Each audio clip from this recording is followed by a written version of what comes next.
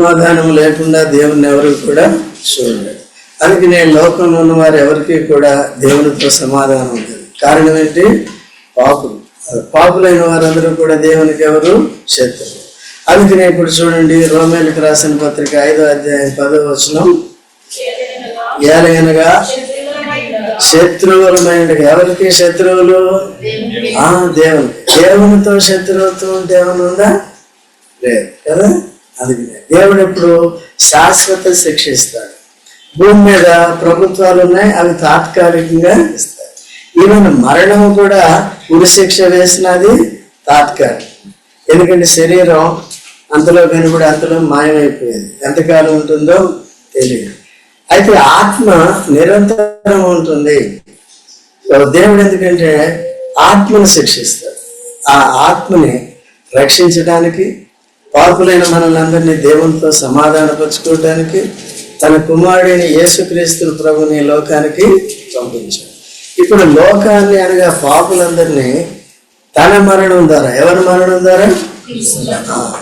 మనం మరణించక ముందే యేసు ప్రభు మనందరి కొరకు మరణించాడు. ఎందుకు మరణించవలసి వచ్చింది?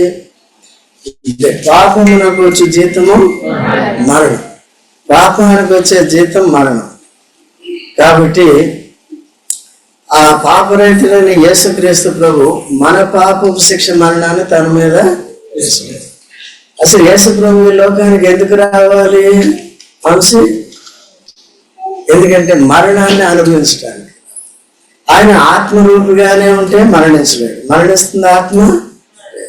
మరణించాలంటే, పాపుల కొరకు మరణించాలంటే, మరణించి మనుషులందరినీ దేవునితో సమాధానపరచాలంటే మరణించాలంటే మర్త్యమైన దేహాన్ని ధరించాలి. అందుకని యేసు ప్రభు భూమి మీదకి రావాల్సి వచ్చింది కదా. ఈ లోకంలో శరీరధారిగా జన్మించాడు, కన్యక గర్భంలో జన్మించాడు.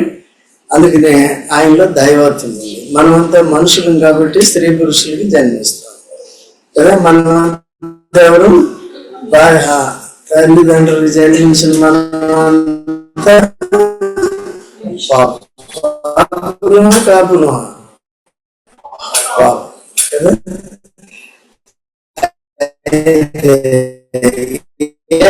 క్రీస్తు ఎవరు?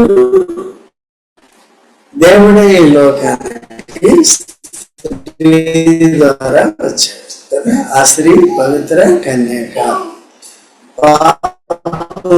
లేని కన్యక. తన ఆ స్త్రీ ద్వారా వచ్చాడు. పవిత్ర వెలుగులో అర్పించుకున్నాడు. లేక మన మరణానికి బదులు ఆయన మరణించాడు. పాపులు మనం ఏం చేయాలి? మరణించాలి. మన పాపాల్లో మనం చచ్చిపోతే ఆత్మ నరకం, సమాధిలోకి ఆత్మ నరకంలో. అందుకనే యేసుక్రీస్తు ప్రభు పాపరహితుడైంది. పాపరహితులు మరణానికి పాత్రలు కాదు. ఎందుకంటే నిన్ను నన్ను దేవునితో సమాధానపరచడానికి, తర్వాత నిత్య నరకం నుండి నీ ఆత్మ నా ఆత్మ అందరి ఆత్మల్ని రక్షించడానికి, నమ్మిన వారందరినీ ఆత్మను రక్షించడానికి తన శరీరంలో ఆయన యేసుక్రీస్తు ప్రభు పాపరహితుడు కాబట్టి తిరిగి లేచాడు. కొద్దిగా ముందు జరిగింది చెప్పనవసరం, చూసుకోండి. లేకపోతే వెనకాల కూర్చున్నాడు పొడిసేయండి కొద్దిగా ముందు. మీరు కూడా అంతే పొడిసేయండి ముందు. కాబట్టి స్పర్శ ఉంది. కొంతమందికి అది కూడా లేదు. అది లేటుగా వచ్చినట్టు భయపడుతుంటారు. సరే, ఎంతవరకు వచ్చింది? మరణం. యేసుక్రీస్తు ప్రభువులో పాపం లేదు కాబట్టి తిరిగి లేచాడు. మనలో పాపం ఉంది కాబట్టి చస్తే సావటం అంతే. అర్థమైందా? అందుకనే యేసు ప్రభు పాపరహితుడు కాబట్టి తిరిగి లేచాడు. ఇప్పుడు బాప్తిసం ద్వారా యేసు మరణ పునరుద్ధానాల్లో ఐక్యపరచుకోవాలి. ముందు తిరిగి లేచినాడని నమ్మి బాప్తిసం ఇవ్వాలి. ఏమని? యేసుక్రీస్తు మరణ పునరుద్ధానాల్లో నేను ఐక్యపరుస్తున్నాను. క్రీస్తు చనిపోయాను, క్రీస్తుతో పాటు లేచాను. మిగిలిన జీవితం ఎవరి కొరకు జీవిస్తాను? ఆదివారం ఒక్కరోజే జీవిస్తాను, మిగిలిన రోజులంతా మామూలుగా. మండే టు సాటర్డే లోక సంబంధిని, ఆదివారం పర సంబంధం. కుదురుతుందా ఇది? ఎందుకు? లోకంలో గడిపామనుకోండి, లోకంలోనే గడిపామనుకోండి. ప్రతిరోజు దేవుని సమయం దేవునికి ఉంటుంది కదా. ఇప్పుడు 24 గంటలు మేము డ్యూటీ చేస్తున్నామని ఆఫీసులో ఉంటారా? 24 గంటలు కాలేజీలో ఉంటారా? ఏం చేస్తారు? నా ఇల్లు ఉంది, నా తల్లిదండ్రులు ఉన్నారు, భర్త భార్య ఉన్నారు, పిల్లలు ఉన్నారు అని ఇంటికి వస్తారు కదా. అట్లా ఎప్పుడు కూడా మనం దేవునికి ఇవ్వాల్సిన సమయాన్ని ఇచ్చేది నేర్చుకోవాలి. ఓకేనా? ఇవ్వాలి. It is our bounded responsibility. We cannot avoid or escape. కాబట్టి లేకపోతే దాని పర్యవసనాలు భరించవలసి ఉంటుంది. అది శాశ్వతంగా ఉంటాయి. దేవునికి కోపం రేపకూడదు. దేవునికి అనుకూలంగా ఉన్నప్పుడే దీవెనలు ఉంటాయి. లేకపోతే ఏమవుతుందండి? లేకపోతే సమాధానంగా ఈ లోకంలో జీవించగలుగుతాం. ఎన్ని శ్రమలు ఉన్నప్పటికీ వాటన్నిటి నుంచి కూడా విడిపిస్తాడు. ఎన్ని కొరతలు ఉన్నప్పటికీ వాటన్నిటి నుంచి కూడా తప్పిస్తాడు. ఒక పక్కన దేవునికి విరోధమైన జీవితం జీవిస్తూ ఇంకో ప్రభు నాకు ఆశీర్వదించు, ఇది చేయి, అది చేయి అంటే ఏం చేస్తారు? కాబట్టి అట్లా లేకుండా జాగ్రత్తగా చూసుకోవాలి. కనుక యేసు ప్రభు పాపరేతుడిగా ఇప్పుడు తిరిగి లేచాడు. మనల్ని కూడా ఏం చేస్తాడు? చనిపోయినా క్రీస్తును తిరిగి లేస్తాడు. అయితే మనకు కూడా యేసు ప్రభు తిరిగి లేచిన తర్వాత మహిమ దేహాన్ని ధరించాడు. ఆ దేహం ఎప్పుడు కూడా చనిపోదు. అటువంటి దేహాన్ని మనకు కూడా ధరింపజేయబోదు. సో ఈ మర్త్యమైన దేహాన్ని తీసేసి ఏమైపోతున్నాడు? ఈ మర్త్యమైన దేహంలో ఉన్నంతకాలం మనకేముంటాయి? కష్టాలు, నష్టాలు, ఏడుపులు, కరువులు, కాటకాలు, వ్యాధులు, బాధలు, కొట్టుకోవటం, తిట్టుకోవటం, సమాధానం లేకుండా ఉండటం. ఎవరితో? దేవునితోనే ఉండదు, మనుషులతో. అదే అండి. సో ఈ లోకాన్ని అంతటిని ఇంత కలవరంలో తీసుకొచ్చేసాడు సాతాను. ఏం చేయించి?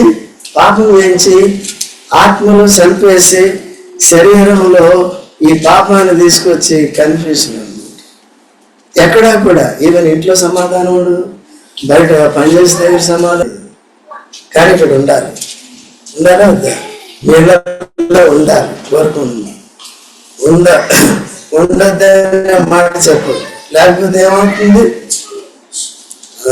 అదే దేవునితో వైరం పెట్టుకోవద్దు. ఎవరితో పెట్టుకో? దేవుడు ఎవరండి? మన ప్రభు ఎవరు? చూడండి మాట. రోమీయులకు రాసిన పత్రిక 16వ అధ్యాయము 19వ వచనం.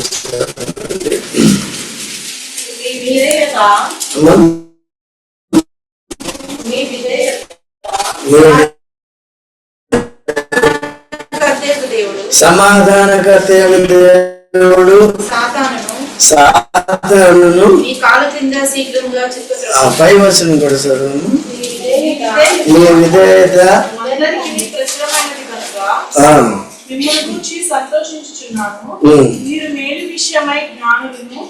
మేలు విషయమై జ్ఞానులను, కీడు విషయమై ఉండేవారు ఎప్పుడు మేలు చేస్తారు.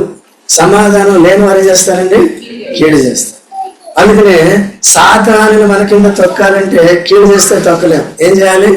మేలు చేయాలి. అందుకనే ఇప్పుడు చదువు. సమాధానకర్త అయిన ప్రభు దేవుడు కూర్చున్న వాళ్ళు చెప్పండి తొక్కిస్తున్నాడు అని చెప్తారు. యేసుక్రీస్తు ప్రభు రక్తం ద్వారా దేవునితో సమాధానపడి సమాధాన స్థితి కలిగిన వారు. ఎవరితో సమాధాన స్థితి కలిగి ఉండాలి?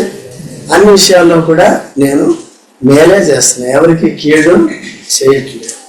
నాకు నేనే కీడు చేసుకోవట్లేదు, నాకు నేనే మేలు చేసుకో. ఎట్లా? దేవుని గణపరచడం ద్వారా, దేవుని ఇష్టాన్ని నెరవేర్చడం ద్వారా, దేవుని వాక్యాన్ని నెరవేర్చడం ద్వారా, దేవునికి ఇవ్వాల్సిన సమయం అనుదినం ఇచ్చడం ద్వారా, కేవలం ఆదివారమే కాదు కానీ మిగిలిన దినాల్లో కూడా ఏం చేయాలి? వారు ఏం చేస్తారు? సాతాన్ని శీఘ్రముగా వారికి కాళ్ళ కింద తొక్కుతారు. ఎప్పుడైతే సాతాను తొక్కబెడతాడో అప్పుడేముంటుంది? మనకి సమాధానం అనేది ఉంటుంది. ఓకేనా? సమాధానం ఎందుకు ఉండదు మనకి? చూడండి 1 యోహాను 4వ అధ్యాయం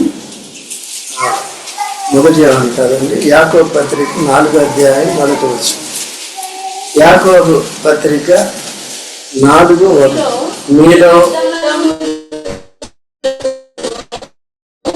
మీలో యుద్ధములను పోరాటములను దేని నుండి కలుగుచున్నవి? అవయవములో భోగేచ్ఛల నుండియే కదా. ఆశించుతున్నారు, హత్య చేస్తున్నారు, సంపాదించుకున్నారు, పోట్లాడుదురు, యుద్ధం చేదురు గాని దేవుని అడగనందున దొరకదు. సమాధానం లేకుండా ప్రార్థన చేసిన దేవుడు మనవులు ఆలకించు. అందుకనే ఈ శరీర సంబంధులైన వారు, ఏదైనా క్రైస్తవులు ఏం చేస్తారు? పోట్లాడతారు, ఇంట్లో పోట్లాడుతూ ఉంటారు, పిల్లలు పోట్లాడుతూ ఉంటారు కదా. సో ఈ పోట్లాడి దేవుని అడిగితే ఇస్తాడా? ప్రభు మాకు సమాధానం దయచేయి. నువ్వు పోట్లాట ఆపు. ఫస్ట్ పోట్లాట ఆపకుండా, కొట్లాట ఆపకుండా, తిట్లాట ఆపకుండా సమాధాన పర్సెంట్ ఎవరి దగ్గర ఉంది? అది ఫస్ట్ స్టెప్ ఎవరు తీసుకోవాలి? మనం చేయవలసిన. ప్రభువా నన్ను తిట్టకుండా ఉండవలసిన పని ఎవరిది?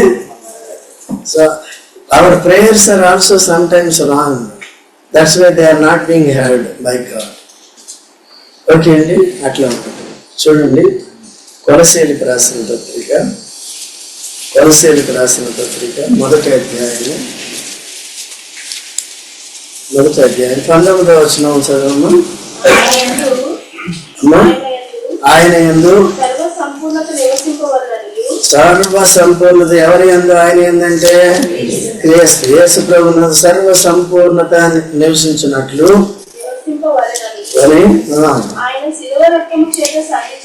శిలువ రక్తము చేత సంధి చేసి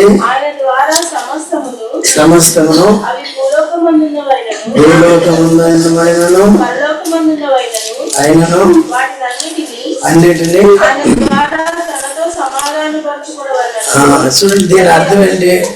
యేసుక్రీస్తు ప్రభు ద్వారా భూలోకంలో ఉన్న వాటిని కానీ పరలోకంలో ఉన్న వాటిని కానీ యేసుక్రీస్తు ప్రభు యొక్క శిలువ రక్తం ద్వారా సంధి చేసి, అంటే సమాధానపరిచి భూలోకంలో ఉన్న వాటిని పరలోకంలో ఉన్న వాటిని ఏం చేయబోతున్నాడు?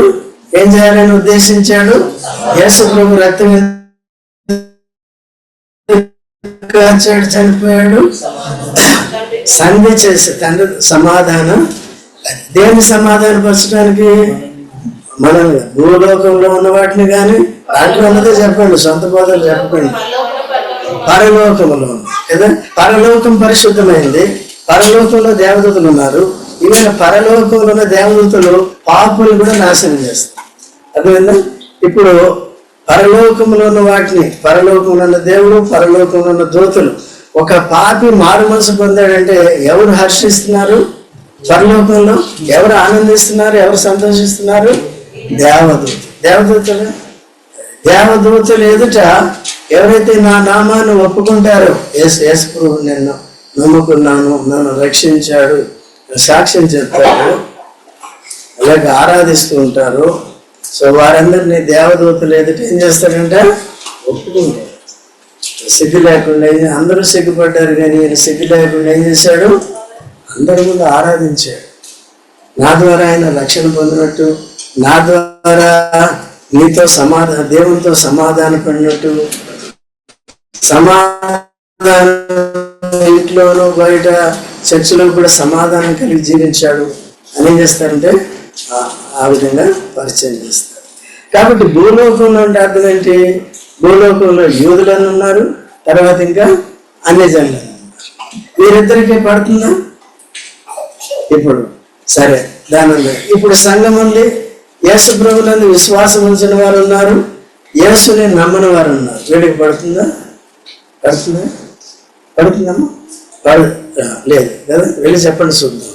యేసు ప్రభువుని నమ్ముకోండి అని చెప్తే తెలుస్తుంది కదా. అయినప్పటికీ మనవాళ్ళు కొంతమంది వెళ్ళి ప్రతి శనివారం ఏం చేస్తున్నారు? కరపత్రాలు ఇస్తున్నారు. ఓకేనండి. సో సాక్షులుగా ఉన్నారు. దేవుడు ఇచ్చిన పరిచర్య కొనసాగాలి. ఆయన కొనసాగింపజేసేంతవరకు ఏం చేయాలి? పరిచర్య అప్పుడు ఆగిపోదు పరిచర్య. కానీ కొన్నిసార్లు మనమేమవుతాం? అదే మన పరిసర ఏంటి? క్రీస్తు ద్వారా దేవునితో సమాధానపడి కూడా ఏం చేయాలి? సమాధానం. ఇంట్లో కూర్చుంటే ఏమవుతుంది? ఇప్పుడు మీరు ఆరాధన చేసినప్పుడు సరిగ్గా తెలియని వారు, పాపక్షమాపణ లేని వారు వస్తారు. వారు వచ్చినప్పుడు వారికి కూడా ఏమవుతుంది? చూడండి, 1 కొరింథీ 14వ అధ్యాయం 24వ వచనం. అయితే అందరూ ప్రవచించుచుండగా ఉపదేశము పొందని వాడైనను లోపలికి వచ్చిన ఎడల అందరి బోధ వలన గ్రహించి అందరి వలన విమర్శింపబడును. అప్పుడు అతని హృదయ రహస్యములు బయలుపడును. ఇందువలన దేవుడు నిజముగా మీలో ఉన్నాడని ప్రశ్న చేయొచ్చు. అతను సాగిలపడి దేవుడికి నమస్కారం చేయండి. కొత్తగా వచ్చిన వారికి అర్థం కాకుండా సంఘాల్లో ఊరికే అల్లరి చేయకూడదు, గోల చేయకూడదు. ఈ భాషని ఆ భాషని అల్లరి చేస్తూ ఉంటారు. వచ్చిన వాడికి ఏమైనా అర్థమవుతుందా? లేదు. కాబట్టి ఏం చేయాలి? స్పష్టంగా ప్రవచనం అంటే ఈ ప్రవచన వాక్యాన్ని స్పష్టంగా చెప్పినప్పుడు కొత్తగా వచ్చిన వారు ఎవరైనా సరే వారు విని ఏమవుతారు?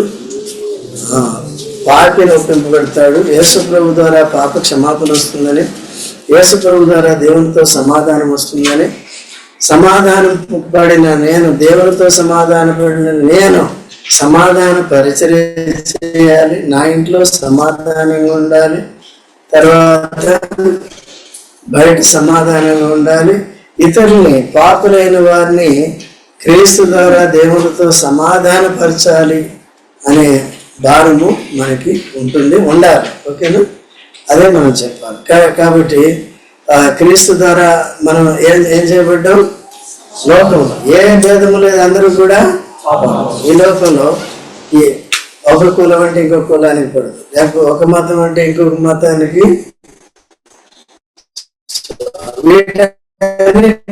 దేవుడు ఏం చేయబోతున్నాడు? ఏదైతే సమాధాన పడదో వాళ్ళు ఏమవుతారు? పరలోకంలో ఉన్న వారితో ఐక్యపరచారు, దేవునితో ఉంటారు సదాకాలం.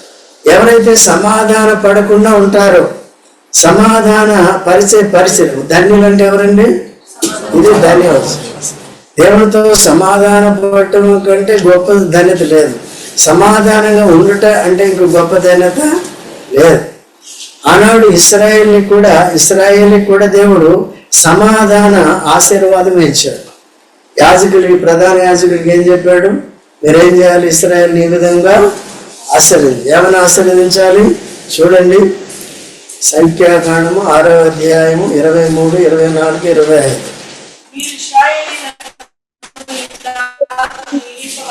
ఇశ్రాయేలు ఈ విధంగా దీవింపవలెను. ఏ విధంగా? యెహోవా నిన్ను ఆశీర్వదించి నిన్ను కాపాడును గాక.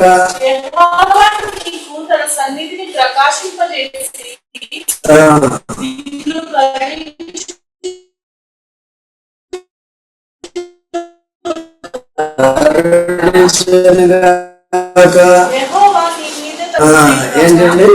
నేను ఆశీర్వదించి నిన్ను కాపాడును, లేదా నిన్ను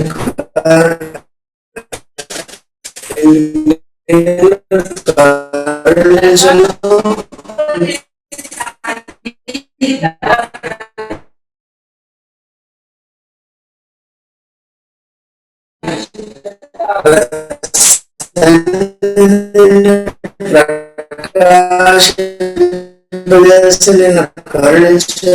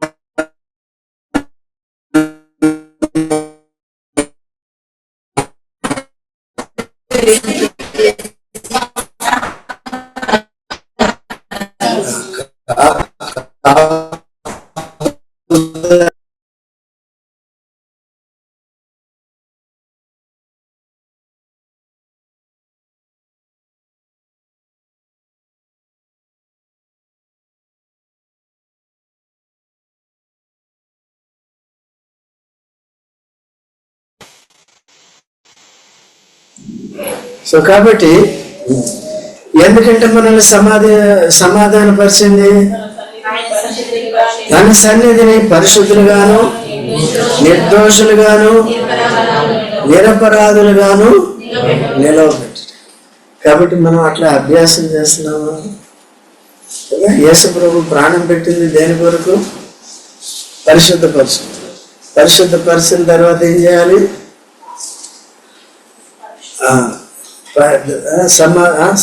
ఆరాధించాలి, సమాధానం కలిగి ఉండాలి. ఓకేనా? ఎక్కడ సమాధానం కలిగి తర్వాత నిరపరాధులు అంటే అర్థం ఏంటి? దేవుడే ఏ నేరము కూడా మనలో నేరాలు ఉంటాయి, మనుషులు ఉంటాయి.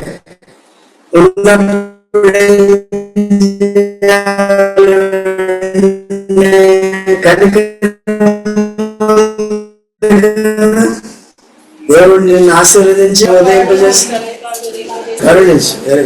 ఎప్పుడు తన సన్నిధి కాంతిని ఉదయింపజేసి ఏం చేస్తాడు? నిన్ను కాపాడును,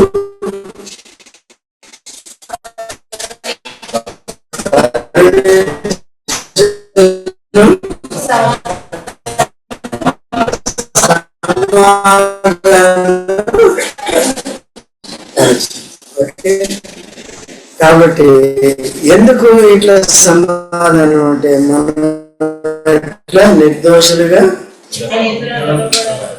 స్థితి కలిగిన వారమే. దేవుడు మన విధులైన లోపం ఉంటే వెంటనే ప్రభువా క్షమించు, నీకు కరుణ చూపించు, నన్ను క్షమించు, ఇక్కడి నుంచి నేను ఆ విధంగా రిపీట్ చేయను అని ఎప్పుడు కూడా. ఈ జీవితంలో మన ప్రొఫెషన్ ఏంటి?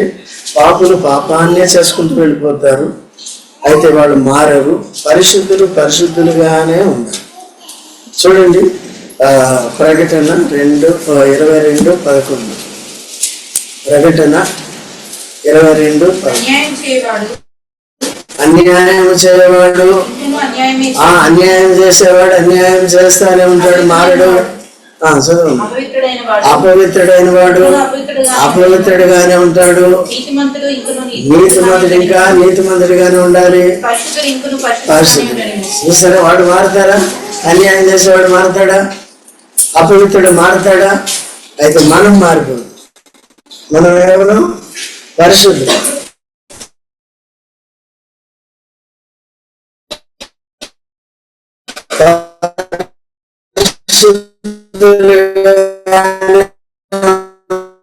మనం ఎవరు?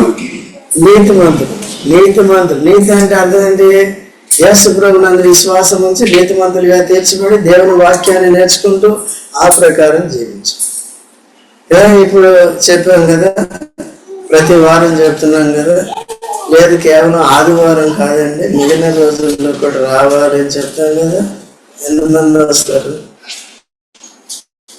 సాయి చంద్రాడు, సందీప్ రాడు, ఇంకెవరు రారు, సుందర్ రావట్లేదు, కొంతమంది రావాలి. ఏం చేయాలి?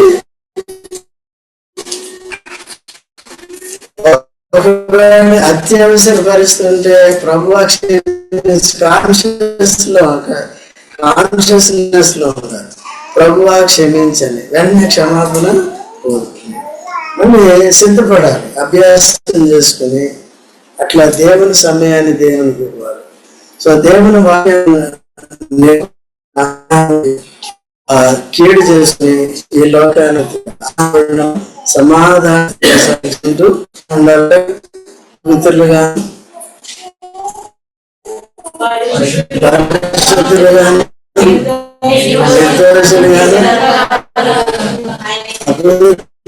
అంటే కరెక్ట్